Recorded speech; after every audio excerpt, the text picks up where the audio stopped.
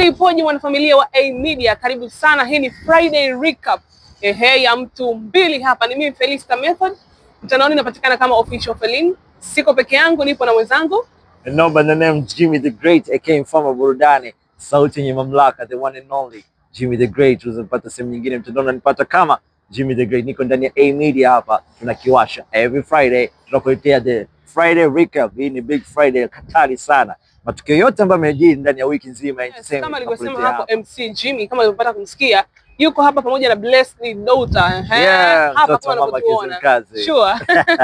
Hii Friday recap isema na familia wa A Media, kama tulivyotoka kukwambia kwamba Friday recap hapa tunaendelea kuongelea stories nzima ambazo zimetokea ndani ya wiki hii. Stories za kiburudani, si ndio? Locally na international, si ndio? Yes.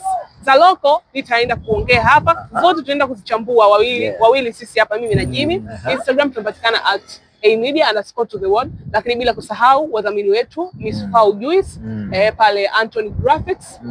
Kwa Miss Fau Juice unapata juisi nzuri sana na tamu sana. As we all know that juisi bana ni kiburudisho ambacho kina yani aki-expire au akichachi muda wote, tunaelewa, anytime. Lakini pia bila kumsahau Tony Dalali kwa ajili ya kukupangisha wewe, kukupatia nyumba au chumba chenye quality nzuri na chenye hadhi yako, si ndio? Bila kusahau Tony Graphics yuko kwa ajili ya kutengenezea matangazo kabisa. Yuko vizuri, yuko vizuri, si ndio?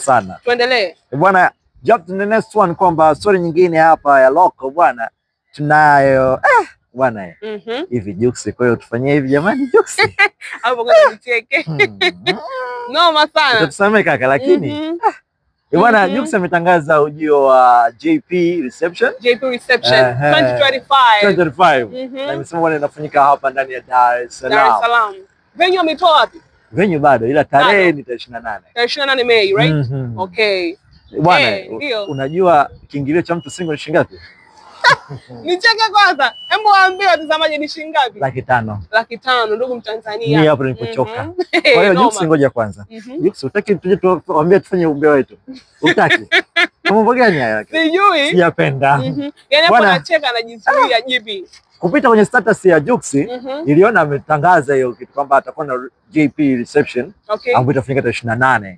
Ila bwana nilivyosikia kiingilio 500,000 ni kubwa.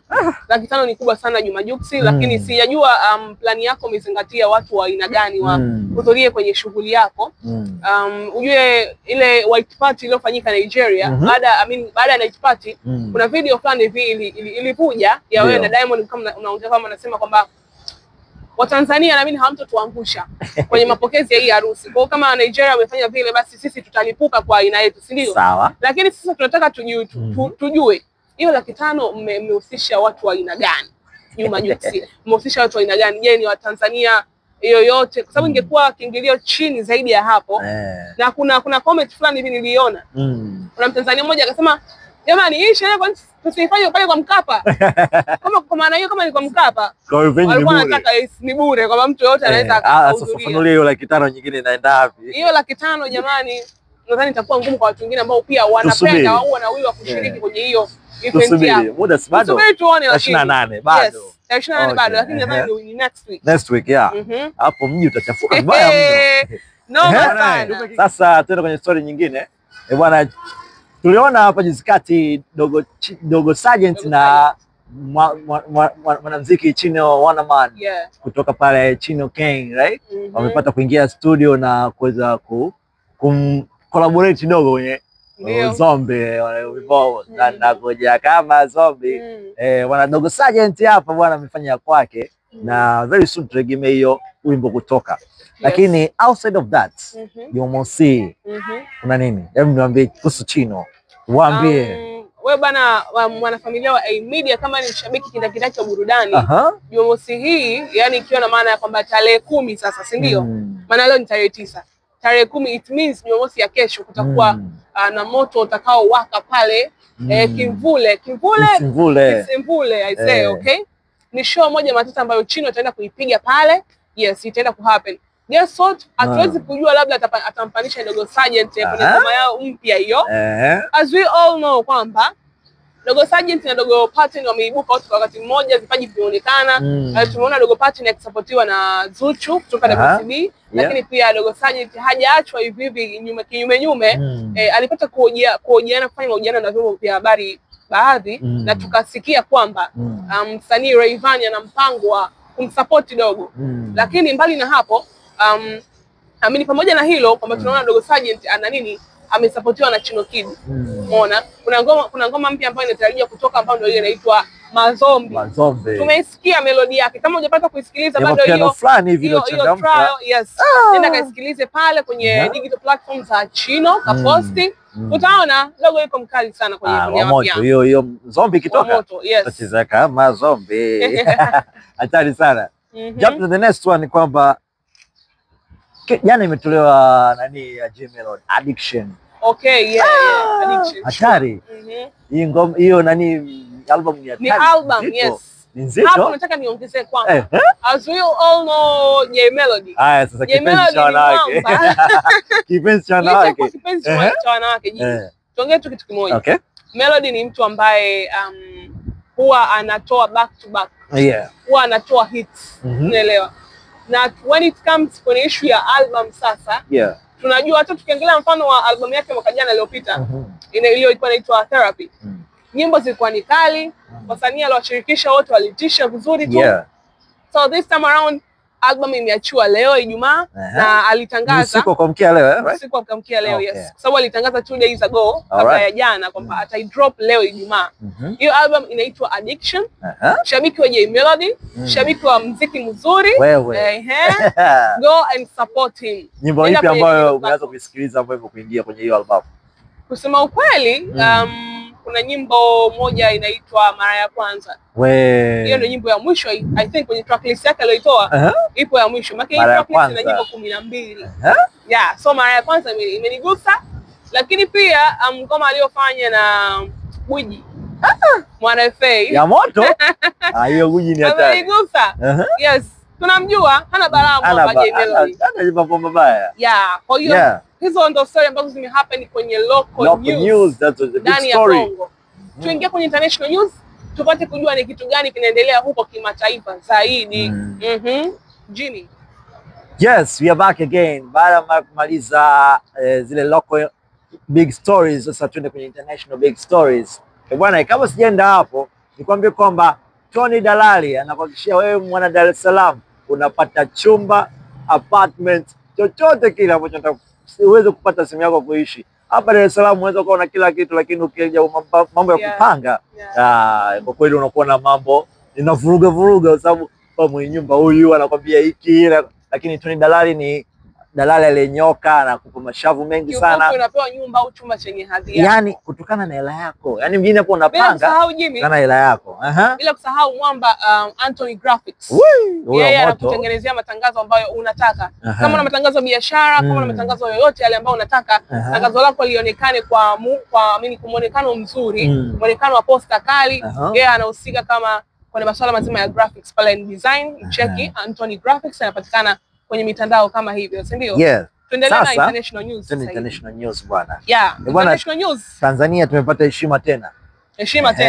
Mwanadada Abby Chams ameweza kuwa nominees katika tuzo za BET Awards 2025. Bwana hebu tukumbushe kidogo kabla ya tuzo hizi hajatangazwa kwa nominees. Nakumbuka kuna kauli ya Master J aliweza kusema kwamba mwanadada tunamwona mbali international. Nimekumbuka Master J bana, kama tunavyojua yeye tuseme ni kama ni godfather wa music ya Bongo Flava. So anafahamu vitu vingi kuhusiana na muziki. Master J alishawahi kama kutabiria.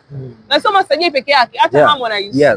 Baada ya Harmonize na Abby Chams wamekuwa na bondi nzuri sana. Na ile Me Too ile baada kutoka. Licha ya Me Too, Harmonize na Abby wana ngoma kama 2-3. Kuna nyimbo inaitwa Closer. Walishawahi kuitoa, ilifanya tu vizuri, lakini haikufanya vizuri zaidi kama hii ya Me Too. Nyimbo nyingine ndio hiyo Me Too, umeelewa? Lakini nyimbo nyingine amefanya kama video vixen kwenye furaha, umeelewa? So wamekuwa ni watu ambao wana bond nzuri. Na Harmonize wana chemistry nzuri. Licha ya Professor J, Master J, kumtabiria kwamba huyu ni mwanamuziki ambaye anatakiwa angaliwe vizuri kwa sababu ni tuseme ni international. Yes. Harmonize pia alisema kitu hicho kwamba baada ya kutoa ngoma yao ile ya Mitua akasema kwamba this is Grammy. Kwamba wamwangalie this is Grammy. Na kweli tunaona Grammy imekuja. Na tunaomba Mungu awabariki. Hizi ni tuzo za BET Awards. Tuzo kubwa sana. Tuzo kubwa sana. Na tunaona katika wasanii wote wa Kitanzania kaingia yeye peke yake. Umeona So ni jambo zuri sana na ni jambo la kumshukuru Mungu, lakini pia ni jambo ambalo tunatakiwa Tanzania tusimame nao kidedea. Tusimame naye yani kidedea, tumtetee, tumpush, achukue tuzo. Nasema tuzo inarudi nyumbani. Irudi nyumbani. Kwa sababu hongera sana.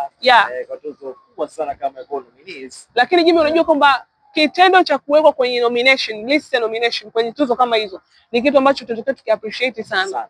So ni kitu kikubwa. So sisi kama Watanzania inabidi tumsupport, yule ni mwanafamilia, yule ni Mtanzania mwenzetu. Tunatakiwa tumsupport kwa namna ya kipekee zaidi. Kura nyingi sana kwake, si ndio? Abby Chance. Congratulations Abby Chance. Jump to the next one. Milisi haini pana sana nikifanya nini? Bwana Dogo Paten na jambo lake. Hatari. Bwana hebu tuambie Dogo Paten kafanyaje huko international bwana? Bwana Dogo Paten kwanza ni dogo ambaye tunaona mafanikio yake yanakuja kwa moto sana. Kwa sababu bana kitendo cha yeye kusapotiwa na msanii Zuchu kwa hiyo nyimbo yake ya Afande ni jambo kubwa.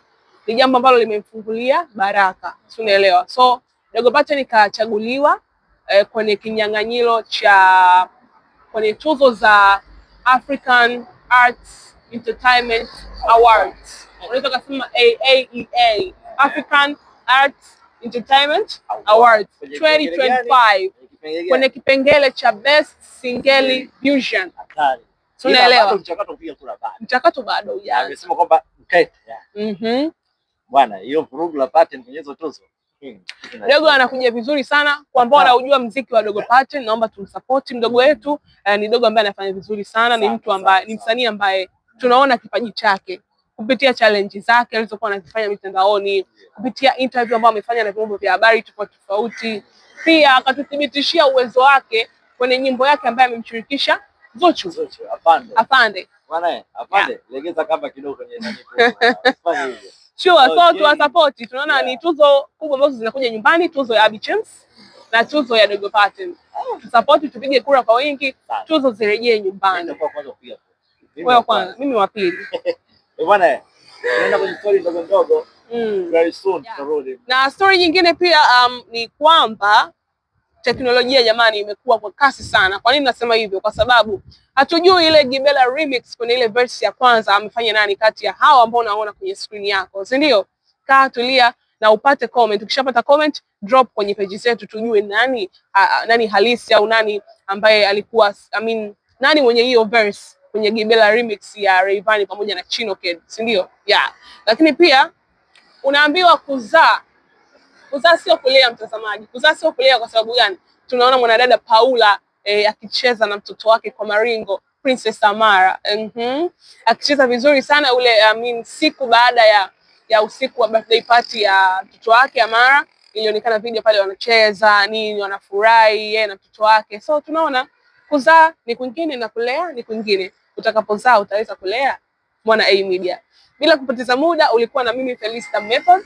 Mitandaoni napatikana kama official Felin, lakini pia hii ni A Media _to_the_world. Ndivyo tunavyopatikana kwenye mitandao ya kijamii. Hii ni Friday recap ya A Media. Siko peke yangu, tulikuwa mtu mbili, mimi na Jimmy. Lakini pia wadhamini, kuna watu ambao wanatufanya tuwe strong zaidi. Hao ni sponsors wetu. Sponsors wetu tukianza namba moja, Anthony Graphics. Pale anapatikana Anthony Graphics. Yeye yuko kwa ajili ya kukutengenezea matangazo yako ya biashara au ya nini, kuyaweka vizuri yapate kuonekana vizuri, si ndio? Ni graphics designer. Bila kusahau Tony Dalali. Tony Dalali yeye kazi yake ni moja tu hapa mjini. Kazi yake ni kukutafutia chumba au nyumba yenye hadhi ya kufanya wewe ulale pazuri. Bila kumsahau Fau Juice, yeye anakutengenezea kiburudisho vizuri kabisa, kiburudisho laini ambacho ukinywa utajisikia vizuri, si ndio? Juisi tunajua inapatikana wakati wowote, muda wote unaweza ukainywa. Ukaifanya kama breakfast, unaweza ukafanya kama kwenye lunch au kitu fulani hivi cha kumezea usiku, si ndio unapotaka kwenda kulala. Nisiongea mengi sana, nilikuwa mimi na Jimmy. Till next time, hii ni Friday recap ya A Media. Ciao.